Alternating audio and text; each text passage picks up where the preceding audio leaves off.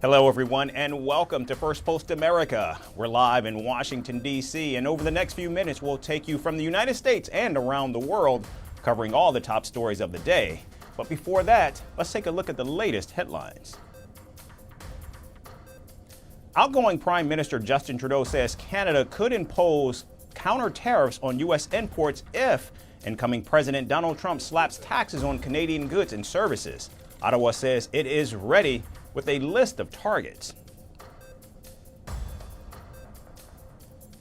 British Prime Minister Keir Starmer arrives in Kyiv to sign a 100-year partnership agreement and a public show of support for Ukrainian President Volodymyr Zelensky. The accord would deepen security and economic ties between the two countries to deter Russian aggression. The death toll climbs to 78 as rescuers pour more bodies from an abandoned gold mine in South Africa, where authorities have cut off food and water supplies to force the holed-up illegal miners out. Apple loses its crown as China's biggest smartphone seller in 2024 as local rivals Huawei and Vivo overtake the tech giant in annual sales. Apple's annual shipments to China declined by 17%, while sales in the final quarter dropped by a whopping 25%. And India becomes the fourth country in the world to achieve space docking after joining two small satellites in orbit. Prime Minister Narendra Modi hails the Indian Space Agency for conducting the historic test.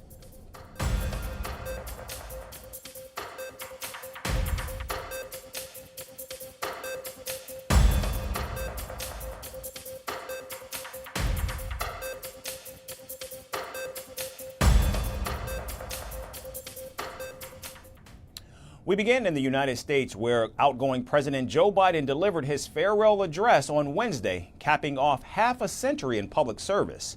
The outgoing president issued a stark warning about an oligarchy of the ultra-rich taking root in the country. No doubt that America is in a position to continue to succeed. That's why my farewell address tonight, I want to warn the country of some things that give me great concern. This is a dangerous and that's a dangerous concentration of power in the hands of a very few ultra-wealthy people. And the dangerous consequences if their abuse of power is left unchecked. Today, an oligarchy is taking shape in America of extreme wealth, power, and influence that literally threatens our entire democracy, our basic rights and freedoms, and a fair shot for everyone to get ahead. The world's richest individuals, including tech billionaires Elon Musk, Jeff Bezos, and Mark Zuckerberg, have flocked to Donald Trump in recent months, donating millions of dollars to boost his agenda. In his address, President Biden also talked about how the incoming Trump administration comes with threats of a dangerous tech industrial complex and a crumbling free press. I'm equally concerned about the potential rise of a tech industrial complex that could pose real dangers for our country as well.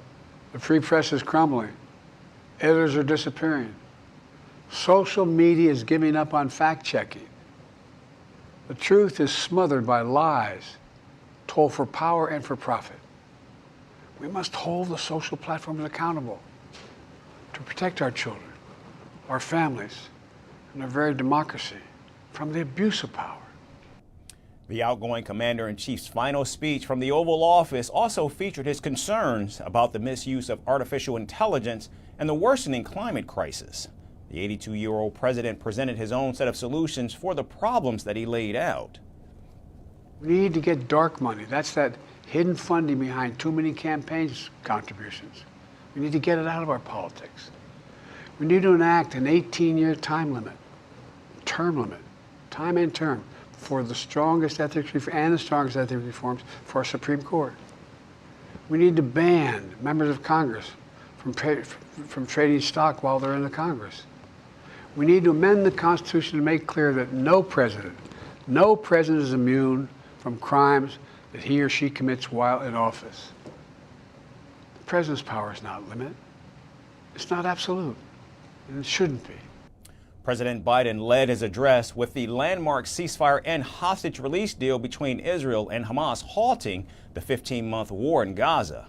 Claiming credit for the negotiations, Joe Biden said the ceasefire plan developed by his team would be largely implemented by the incoming administration.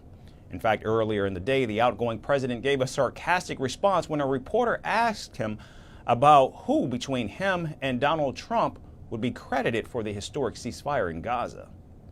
The history books credit for this, Mr. President, you or Trump? Is that a joke? Oh. Meanwhile, Donald Trump, who repeatedly threatened to destroy Hamas if a deal is not negotiated before his inauguration, was quick to claim credit for the breakthrough on social media. Notably, the incoming president has sent his envoy Steve Witkoff to join the negotiations in Doha, who was there for the last 96 hours leading up to the deal. Meanwhile, Israeli Prime Minister Benjamin Netanyahu called both Donald Trump and President Biden to thank them for their help in securing the historic Gaza deal.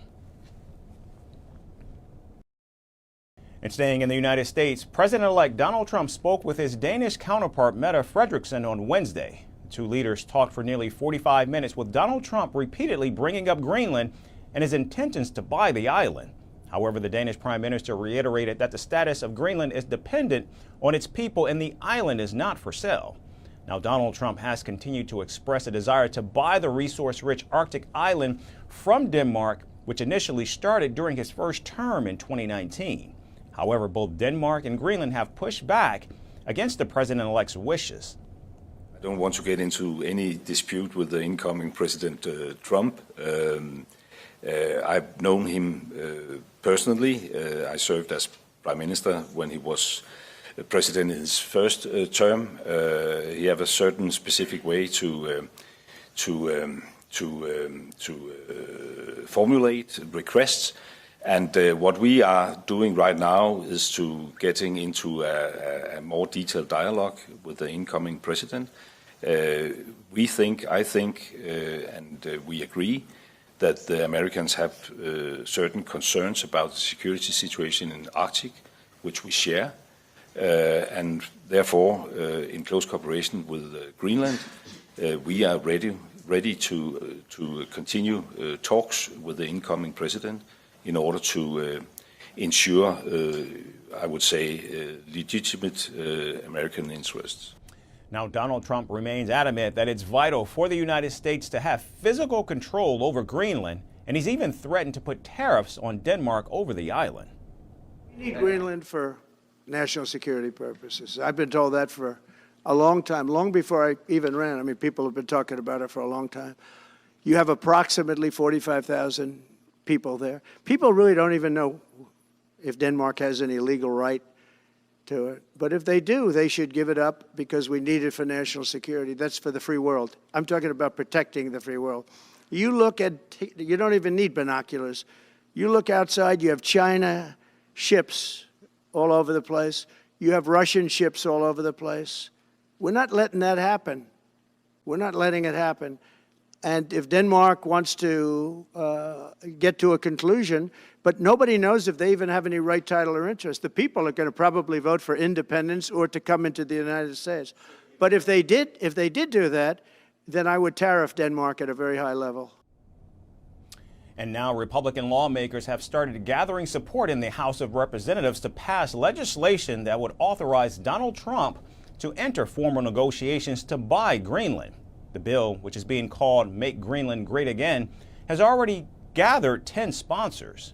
If passed, the bill would allow Donald Trump to take legal action to acquire Greenland as soon as he takes office after his inauguration on January 20th. According to an Axios report, several Democrats are also open to the idea and have signaled their support for the bill. Meanwhile, Danish officials have reached out to the incoming Trump administration to express their willingness to expand U.S. military presence in Greenland. However, calls for independence from Denmark have been growing louder in Greenland, with the island's prime minister calling for an independence referendum in April of this year. With Greenland's capital closer to New York than Copenhagen, it looks like Donald Trump will continue to pursue ownership of the island, even if it risks the deterioration of ties with a NATO ally.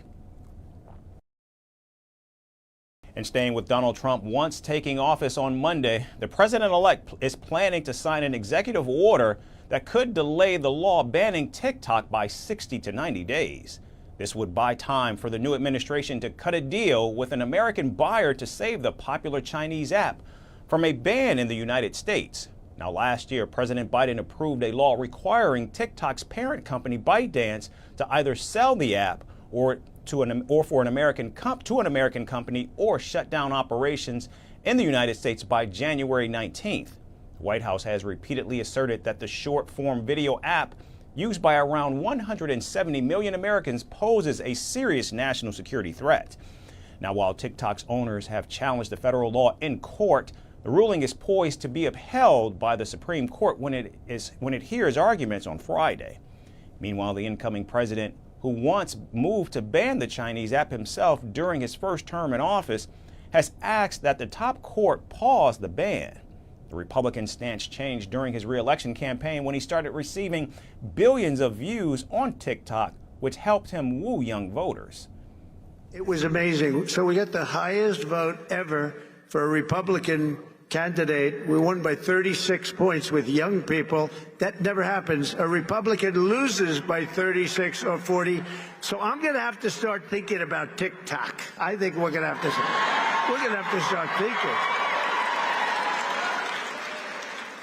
Because, you know, we did go on TikTok and we had a great response with billions of views, billions and billions of views. They brought me a chart, and it was a record, and it was so beautiful to see. And as I looked at it, I said, maybe we got to keep this sucker around a little while, you know. Now, it's unclear whether the president-elect would have the power to halt the ban with an executive order. And if that doesn't work, Donald Trump could push Congress to repeal the law or ask his attorney general not to enforce it. Experts say the incoming president likes the drama, and if his plan doesn't cost him politically, he might actually save the app. Meanwhile, reports say TikTok would go completely dark and won't continue its services for existing users if, in fact, the expected ban does take effect on Sunday. Concerned about the ban, over 500,000 American TikTok refugees have already flocked to a different app called RedNote, which is China's version of Instagram. In fact, in only 2 days, more than 700,000 Americans joined RedNote, who are being warmly welcomed by Chinese netizens. I didn't want to do it anymore. If they're going to try to remove and take away and this and that, somebody told me about RedNote, and I dive into it instantly, right off the bat. Everything that I have been doing on TikTok, Facebook, and all these other social media places, they are already doing it there.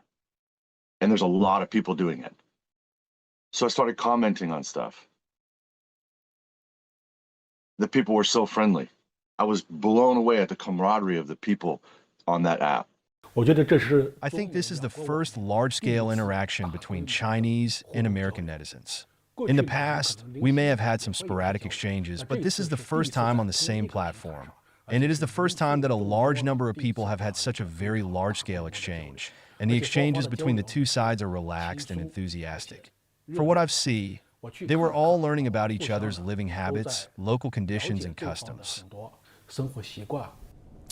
Now, as the TikTok ban looms over roughly half of America's population, it remains to be seen if the incoming president will prove to be the ultimate savior.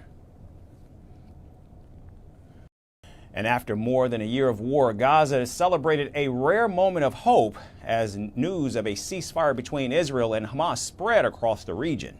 Crowds poured into the streets, cheering and dancing while embracing the fragile peace agreement. But behind the joy lies an unbearable cost. Thousands of lives have been lost and homes reduced to rubble. Gaza's landscape is unrecognizable and its people remain traumatized and broken. After 15 months of war, a once elusive truce has come to fruition, but now the question is, can it last? Our next report explains.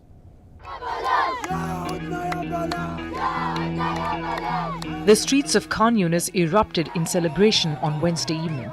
For the first time in 15 harrowing months, Gaza exhaled.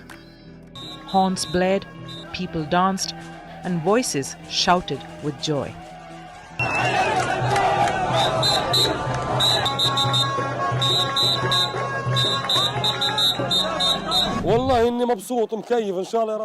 I am happy.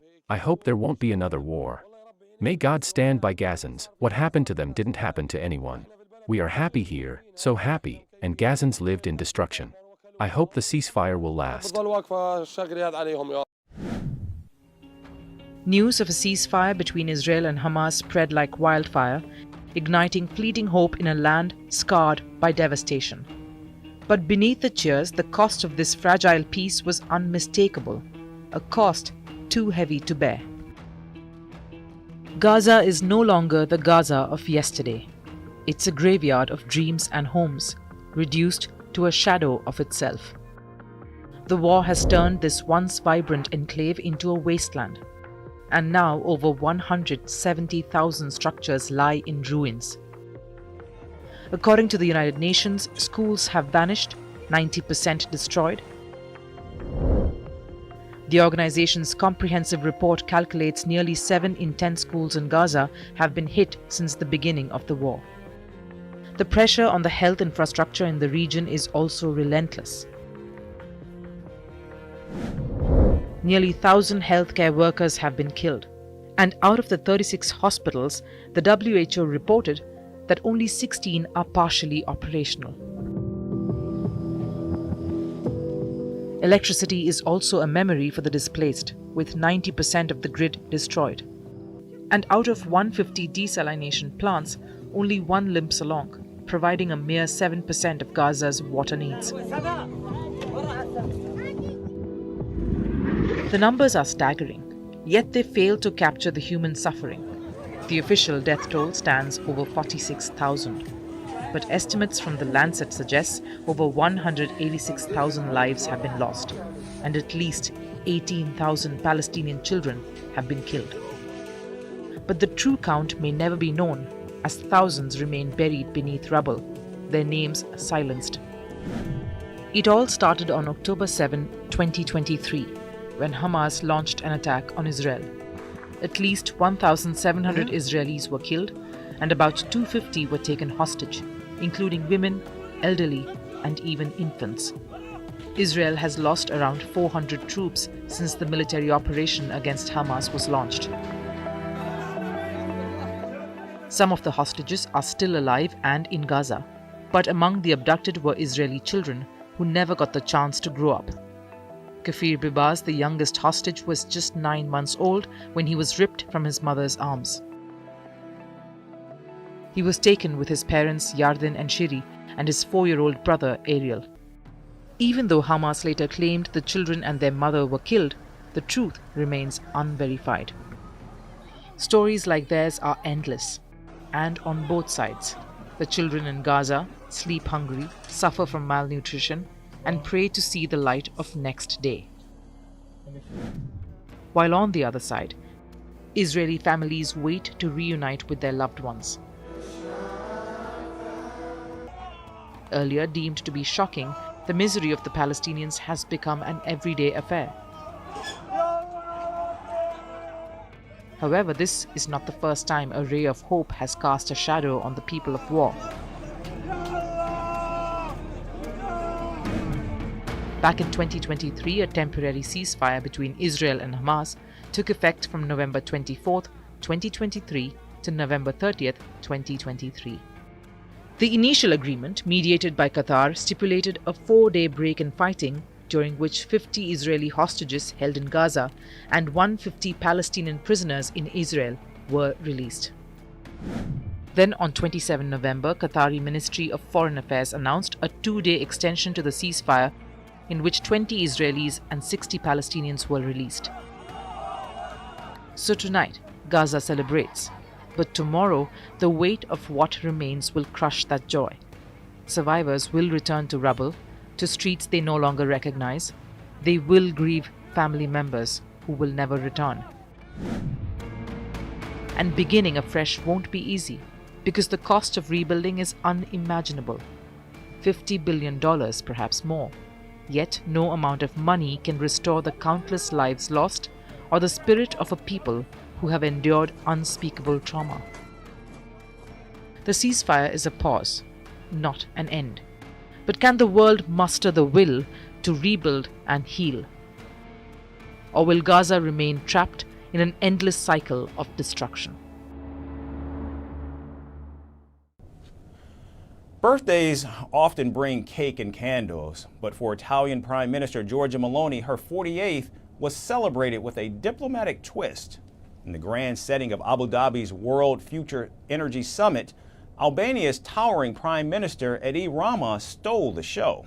Kneeling on one knee, scarf in hand, Rama serenaded Meloni with a birthday wish, blending charm with a heartfelt gesture. But the celebration wasn't just about melodies and gifts. It was the prelude to a billion-dollar agreement that promises to reshape energy ties across the Mediterranean. Our final report brings you more. Birthdays are a time for surprises, songs and gifts. For Italian Prime Minister Giorgia Meloni, her 48th birthday brought all three, courtesy of Albanian Prime Minister Edi Rama. At the World Future Energy Summit in Abu Dhabi, Rama gave the celebrations a unique diplomatic flair, proving that politics can have its lighter moments. Rama, known for his towering height and vibrant personality, knelt before Meloni to present her with a gift. A lightweight scarf crafted by an Italian designer who had relocated to Albania. But the gift wasn't the only surprise. He broke into a rendition of an Italian phrase, tanti auguri, meaning happy birthday, serenading his Italian counterpart with a smile.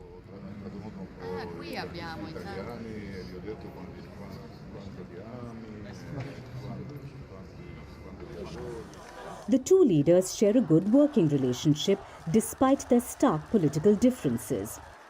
While Meloni heads the right-wing Brothers of Italy, Rama, on the other side, leads Albania's Socialist Party.